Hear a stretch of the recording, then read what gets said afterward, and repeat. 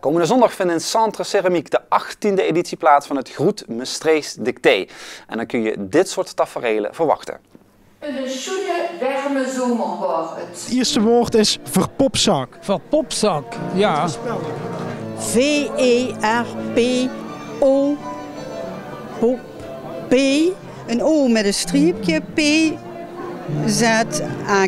Verpopzak. V-E-R-P-O met een uitdrukking op pop. Z-A-K. Surrendeerser. De? Surrendeerser. Dat is wel een beetje lastig woord voor zo'n oud mensen. S-J-U-R-R-E-N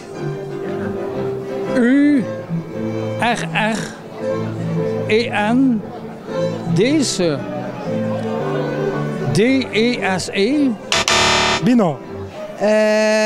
S-J-E-U-R-E-N-D-E-E-R-S-E-R.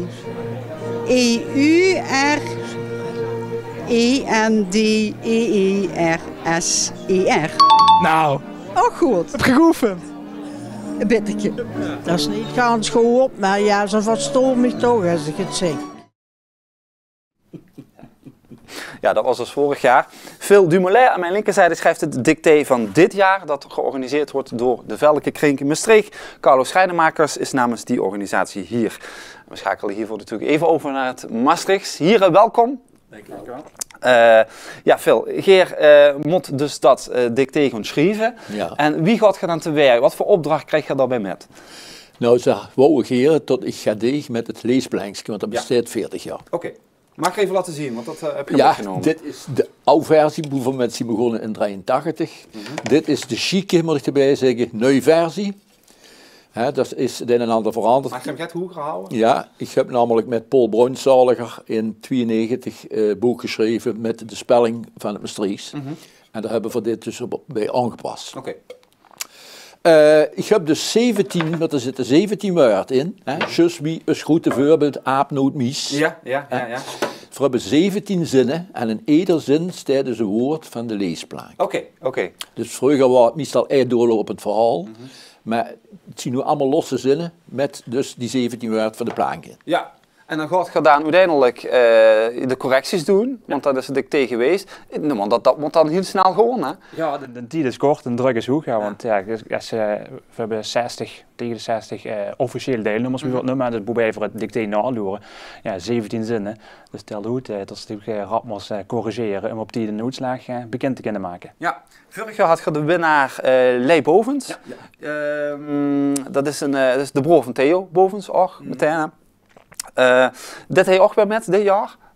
Ik ben hem nog aan het overrollen, maar op dit moment heeft er nog niet ingeschreven, dat twijfelen. Wie twijfelt dat? Ja, denk ik kan het niet beter doen, dus we hadden altijd de ambitie om te winnen. Nou, dat is me geluk. Ja. Ik heb nog 2 dagen om hem erachterna te zitten. Ja. We zien die lui die over het algemeen meedoen aan het dicté? Lui die plezier in het schrijven in het Maastrichts. En dat hoeven echt niet lui te zien die heel groot zien. Dus die zal zo zeggen minder dan 5 fout maken. Maar iedereen die het leuk vindt om met die Maastrichtse taal aan de gang te gaan, om daar met te schrijven, om daar meer aan te leren, die doen met. Alle leeftijden, alle achtergronden, iedereen kan meedoen. Ja, en zien er prominente boeveer rekening mee moeten houden zondag? Ja, goed, sinds dit jaar is er prominent Stefan Giebelt. Ja. Dus die natuurlijk verleden jaar wordt er tweet. Dus die is alles aangelegen om dit jaar een stapje hoger op de bühne te komen. Ja, Phil Geer, je zei net al, hoe de zinnen, de woorden die terugkwamen in de zinnen, maar hoe gewoon die zinnen dan over? Is dat ook, dan laat je u ook daar goed uit de dom, ja. Ja? Ik heb natuurlijk, gemeen als ik ben, heb ik een aantal risicodragende woorden uitgezocht. Want er moeten natuurlijk wel fouten gemaakt worden, anders is het niet leuk. Ja, precies. Ja. Dus het is, de lui die het nageloerd hebben, die zeggen, nou, het is fors. Zeg, het is sport. Ja. Stel je voor dat er voor dadelijk 6 lui hebben met 0 fouten, dat is dan niet meer leuk, dat is weer een probleem. Ja.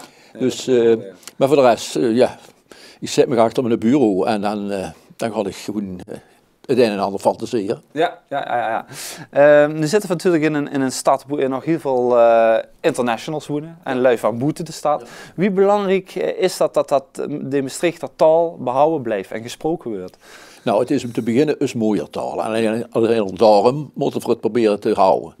Overigens, ik krijg een telefoontje. Ik kan het je laten zien op mijn telefoon van een Engelse mevrouw die een artikel in het Engels heeft geschreven over het dicté. Oh ja? Okay. Ja, die lang les gegeven toen het Jeanne d'Arc nog Jeanne d'Arc hadden. En dan hadden ze een internationale stroom, hebben ze trouwens nog. En daar heeft ze les gegeven en ze vond het heel interessant om daar een Engels artikel over te schrijven. En dat is nu gepubliceerd op Nieuws in English van RTV Maastricht? Ja. Dus ik denk dat dat heel belangrijk is dat dat blijft. De taal ziet gaat, dat is Guido Gezelle en al, 2 uur terug.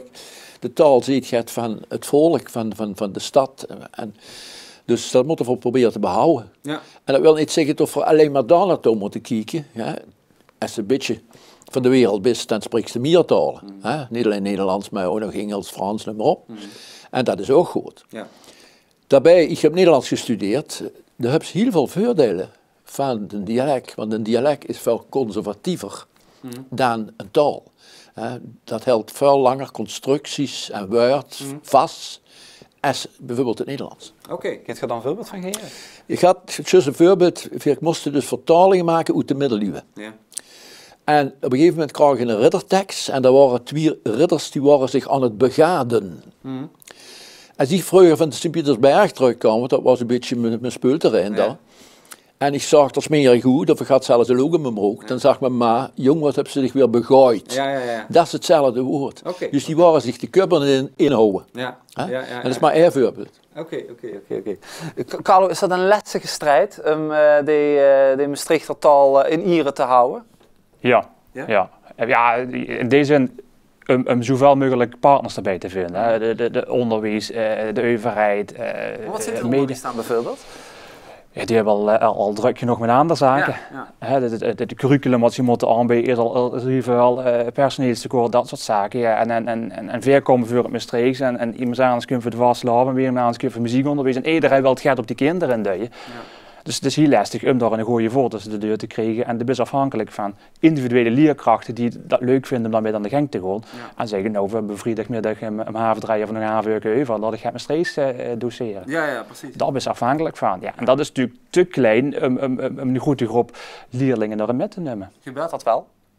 Ja, wie stek individueel.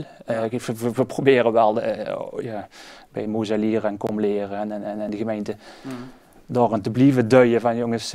We hebben daar met z'n allen voor een taak. Niet alleen Velden-Kreek Maastricht heeft die taak. Iedere inwoner in de organisatie in Maastricht heeft die taak. Ja. Want in de wet op het basisonderwijs staat dat de aandacht moet schenken aan de streektaal. Dus het is eigenlijk, het wordt met meer vereist. Ja, maar dus we staan toch, in februari is de vastelavond wordt dan altijd een beetje aangehaakt om Maastricht te doen. Dus een vastelavondsliedje wordt geoefend, veel lessen, muziekonderwijs. En dan heeft men geen op Maastricht gedaan.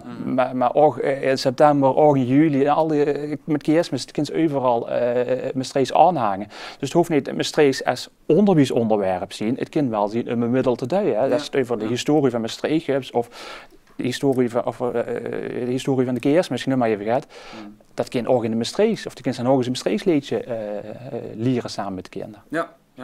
Nu hebben we voor komende zondag het Goed Maastricht thema. We willen toch wel een beetje warm te worden. Heb je ook een mini-dicté voor mij voorbereid? Een klein dictéetje. Ja, dus ik heb bij allerlei vellen papier. Ik hoop dat ik één poging nodig heb. Ja. Roep maar. Het is een zin, hè, gelukkig. Hè? Het is een zin. Ja. Avanceer een schet. Sorry? Avanceer een schet. Ja, ik denk dat ik heel vaak met gepest ga worden met de uitkomst van de dicté. Maar goed, avanceer. Ja, eerst meteen gaat Frans, dat is ook het voordeel. Als je dus Maastrichts kent ze ook niet een Franse woord en een Duitse woord. Avancé. Schieden schet op. Oké, ja. Komma, zacht een aptieker.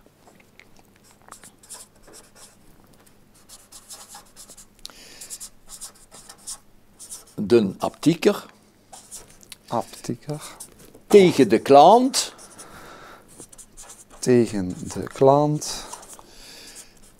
Die maar bleef klasjeneren.